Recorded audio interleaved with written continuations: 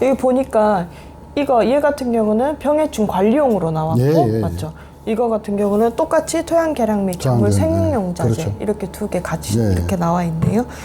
그러면 대표님께서 생각하고 계시는 계속 항산화라는 그런 단어를 저한테 말씀을 하시는데 제가 일반적으로 이제 실생활에서 사용하는 그 항산화라는 단어는 뭔가 썩지 않는다, 늙지 않는다. 뭐 이렇게 젊음이랑 자꾸 연계가 되는 그 포인트가 있어요. 그렇죠. 그 농업에서 이야기하는 그 항산화가 정확히 어떤 의미가 있는지 혹시 알려주실 수 있을까요? 그 항산화라는 네네. 것은 이제 우리 우리 몸도 마찬가지지만 식물도 어떤 외부 환경에 노출되면서 특정한 외부 환경에 노출되면서 스트레스라는 것을 생산하게 돼요. 네네. 그 스트레스가 많아지게 되면 우리 몸 속에서는 이제 활성산소가 발생이 되죠. 근데 활성산소 자체도 나쁜 것은 아닌데 적정하게 유지만 되면 우리 몸에도 또 좋은 부분이거든요. 근데 과다해지면 네네. 이게 이제 우리 세포 자체를 정상세포를 이상세포로 만드는 거예요. 그게 결국은 이제 암으로 가는 지름길이라고들 하는데 사람만 그런 것이 아니라 식물도 마찬가지입니다. 식물도. 특히나 네네. 이렇게 기후변화가 극심하고 네네. 온도가 우리가 예년에 경험해보지 못한 뜨거운 온도에 노출되잖아요. 네네. 그러면 이제 재밌는 결과가 있습니다. 날씨 온도가 급격하게 상승하면 어느 부위까지는 식물이 항산화 성분을 충분히 많이 생산을 해요. 근데 그 꼭지점이 딱 정상에 도달하면 네. 그 이상은 생산이 안 돼요. 그때부터는 이 작물은 피해를 입는 거예요. 그래서 이 항산화 성분이라는 것은 네네. 우리가 흔히 아는 우리 이 과일에서 보면 색과 맛과 향, 이게 항산화 성분이라고 보시면 돼요. 근데 제가 이제 우리 이런 농산물을 재배하시는 농가들한테 제가 이 유황을 줘서 공급한 농가분들한테 여쭤봤어요. 황을 쓰시니까 뭐가 좋아집니까? 색이 좋아져요.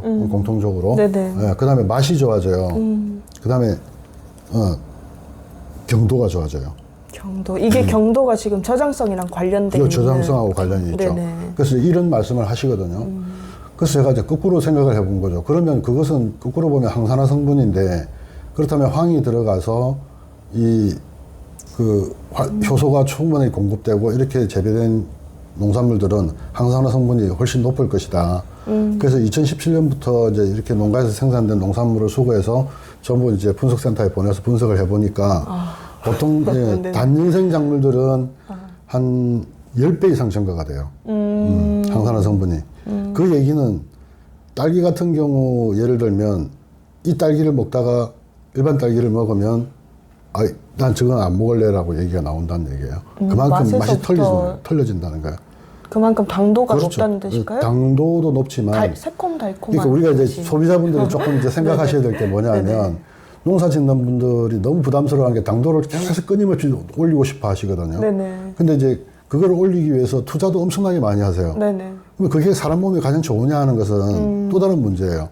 그래서 이제 우리가 맛을 결정하는 것을 지금 측정할 수 있는 단위가 가장 손쉽게 측정할 수 있는 게 당도니까 네네. 당도를 측정을 하는데 색이 진하고 그 다음에 향이 진하고 당도가 적절하다고 높지 않고 적절하더라도 이 딸기와 당도만 높은 딸기와 먹으면 어느 게 맛있을까요? 당도는 낮지만 향이 강하고 색도가 짙은 딸기는 먹으면 더 맛있게 느껴집니다. 왜? 사람은 어떤 음식을 먹을 때 먼저 눈으로 보고 코로 향을 코로 먹는 거나 마찬가지예요. 그 다음에 이제 맛을 보는 거거든요. 그래서 거기서 맛을 느끼기 때문에 그래서 이 항산화 재배 딸기를 먹어보신 분들은 심지어는 인천에서 매번 저한테 부탁해서 여기서 5kg씩 이렇게 택배로 보내는 분도 그래요? 계세요. 다른 거는 못 먹겠다고 하셔가지고. 뿐만 아니고 쌀이라든가 여러 가지 이런 쪽에서도 항산화 성분을 검출을 해보면, 당뇨인들이 먹어도 될 정도의 항산화 성분들을 가지고 있어요. 쌀에서도.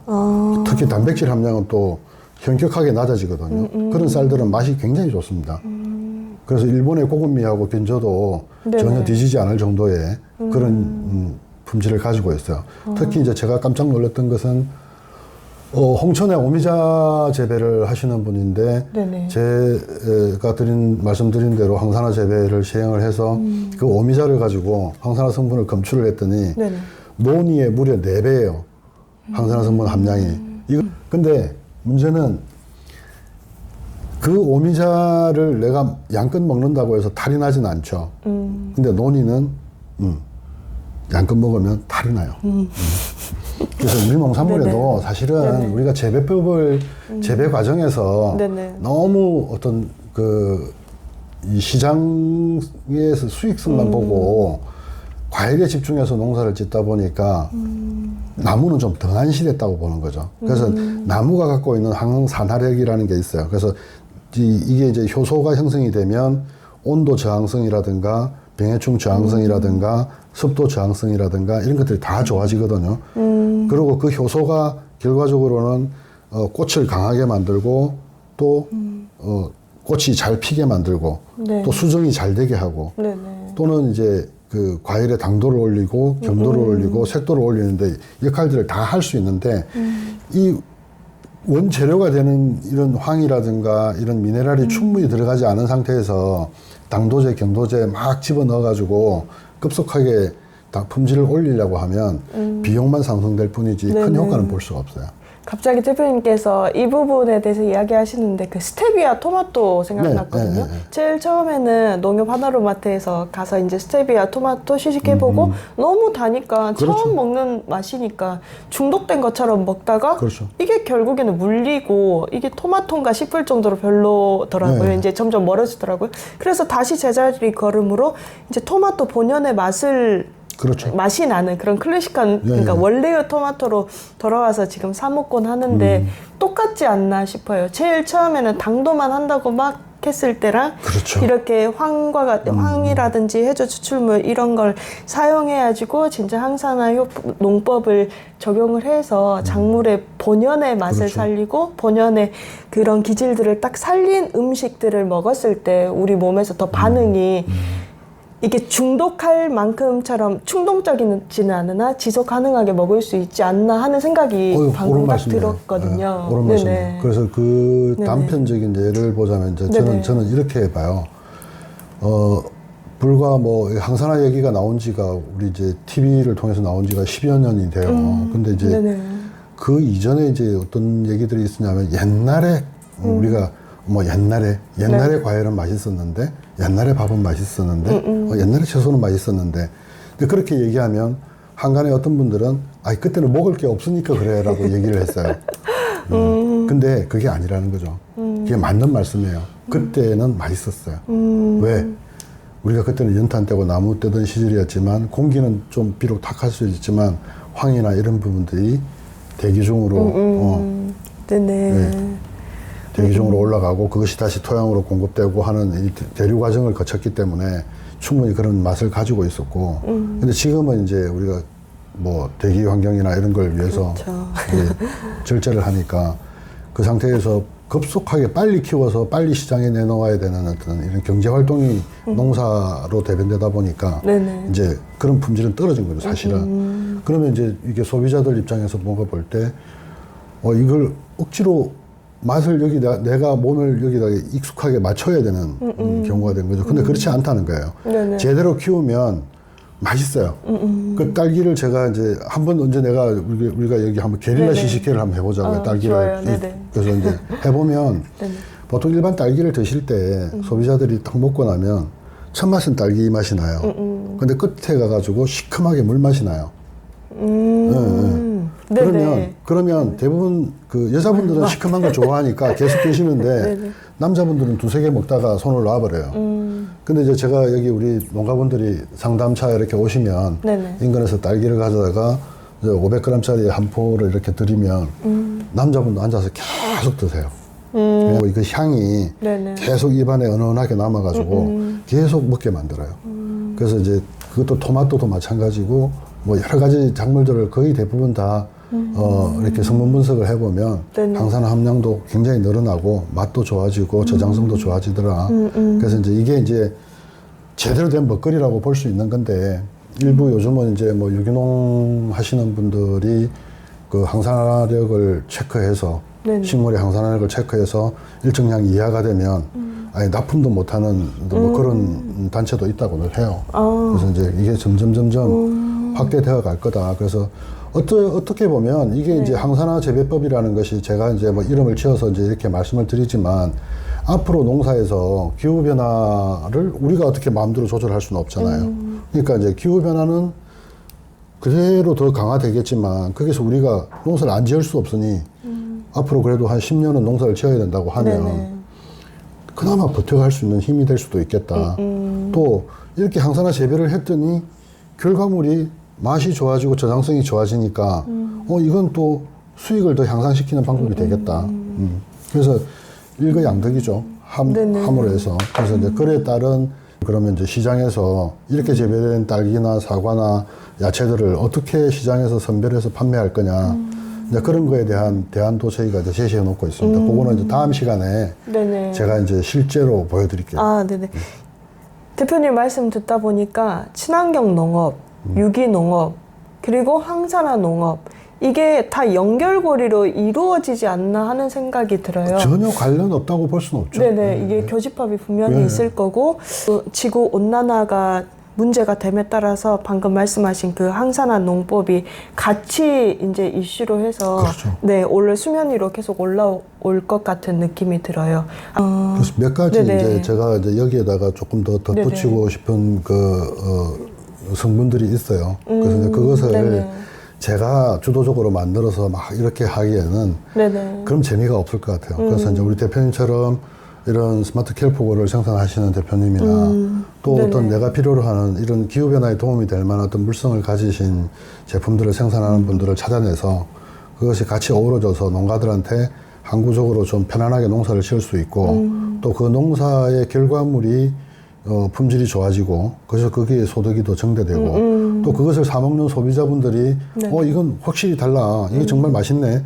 그래서 소비가 더 늘어나는 방식으로 이게 선순환으로 갈 수 있는 충분한 가능성이 있다라고 생각을 하고 이제 그렇게 온 세월이 이제 10년인데 대단하시네요. 될 것 같아요. 10년을, 이제 네네. 그래서 이제 너무 빠른 시간에 안에 결과를 보려고 했던 것이 이제 사람을 좀 지치게 하기는 하는데 그나마 요즘에는 이제 이런 부분에 대해서 귀를 열고 네네. 들으시려는 분이 계시고 네네. 그게 이제 왜 그럴까 생각해 보면 우리가 최근 2, 3년 동안 겪었던 기후변화 탓이기도 네네네. 하죠. 그쵸. 그래서 유튜브나 또 정부 정책이나 이런 쪽에 들여다보면 실제 기후변화에 따른 농가들의 어떤 이런 그 농업 활동의 어떤 대책이라든가 이런 것들이 사실은 전무한 게 사실이에요.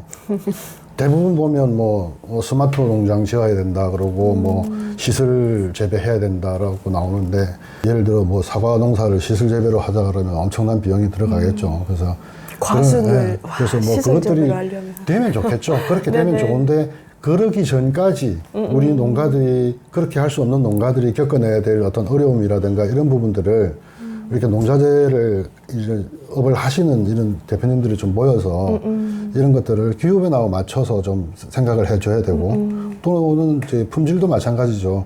고비용을 들여가지고 당도 올린다고 경도 올린다고 막 약을 치고 그렇게 해서 사라지는 비용들도 엄청나거든요. 물론 거기에도 좋은 효과가 나오는 제품들이 있겠죠. 근데 가급적이면 나무가 과일을 생산하는 거잖아요. 네네. 그렇다면 나무의 기능을 강화해 주는 것이 올바른 농업이라고 보는 거죠. 네네. 그래서 그러면 내가 나무를 잘 강화시켜 놓으면 이 나무는 오랫동안 생산을 담당할 수가 있잖아요. 근데 이제 나무한테 그런 어떤 도움은 주지 않고 계속 내 과일에만 투자를 한다면 나무는 빨리 지쳐버리죠. 특히 이제 뭐 최근 한 수년 전부터 이제 생겨나는 사과 농사를 대표적으로 예를 들자면 네네. 불안병이라는 게 있어요. 불안병이? 네, 사과 농사 같은 경우 사과 농사를 하시는 분들이 최근 여기 뭐 요 인근에 이제 무주라든가 뭐 전 지역이 다 마찬가지예요. 불안병이라고 해서 젖먹 부위에 이제 이게 병이 생긴다거나 곰팡이 병이 생겨가지고 이게 이제 수관을 막으면서 나무가 이제 고사되는 병이거든요. 근데 이제 그 불안병이라는 것이 아주 뭐 60, 70년대에도 그 병균이 없지 않았다는 거예요. 있었어요. 네네. 근데 이제 그 시절에 농사를 짓는 분들은 어렵지만 황을 고아서 방제를 해주고 적절하게 그런 것들을 사용했어요. 근데 이제 어느 순간부터 이제 우리가 농약에 의존하게 되고 좋은 농약들이 나오니까 그걸 쓰게 되면서 농장 내에 그 곰팡이균들이 불안병 곰팡이균들이 그냥 개체수가 엄청 늘어나 버린 거예요. 그러니까 이게 통제가 안 되니까 이제 병이 더 극심화되는 거죠. 그래서 그걸 약제가 없다라고 이제 얘기하시고 하시는데 제가 이제 이게 농가분들이 이제 어떻게 들리실지는 모르겠지만 제가 강의 때마다 우리 농가분들한테 여쭤봐요. 가서 사과 농사 하시는 분들한테 황을 꾸준하게 써오고 계시고 내가 1년에 몇 번이라도 황을 치시는 분들 손을 들어보라 그러시면 그분들 농장에는 불안병이 거의 없어요. 왜? 농장에 황이 들어감으로 해서 곰팡이의 개체수가 그만큼 줄어든 거죠. 그러면 이게 전염을 못 시켜요. 네. 예. 그래서 지금 이제 불안병을 막 안고 있는 분들이 어떤 특효약을 한 방에 없애려고 하니까 없애기 힘든 거예요. 꾸준하게 1년 연중에 황을 몇 번이라도 쳐주면 그것이 올해 지나고 내년 지나면 점점 좋아집니다. 그래서 그런 부분들을 말씀드리는 이유는 우리 농가가 가지고 있는 모든 그 힘든 것 중에서 병해충 관리잖아요. 병해충 관리는 약으로만 되는 게 아니에요. 좋은 농약이 나와가지고 그게 한 방에 딱 없애주면 좋겠지만 그래서 농가분들 어떨 때는 제가 이제 이런 자재를 생산하는 사람으로서 답답하게 느끼는 것은 제가 농약을 뭐 생산하는 건 아니지만 가장 답답한 부분이 어떤 그런 특효약에 대해서 막 목말라 해요. 한 방. 그렇죠. 근데 그것보다는 나무의 저항성을 길러 놓으면 저항성이 있는 상태에서 방제를 했을 때 효과와 저항성이 없는 상태에서 병균이 오고 방제를 했을 때 효과는 천양지차입니다. 그래서 그런 부분들을 조금은 염두에 두셨으면 좋겠다는 생각이 들어요.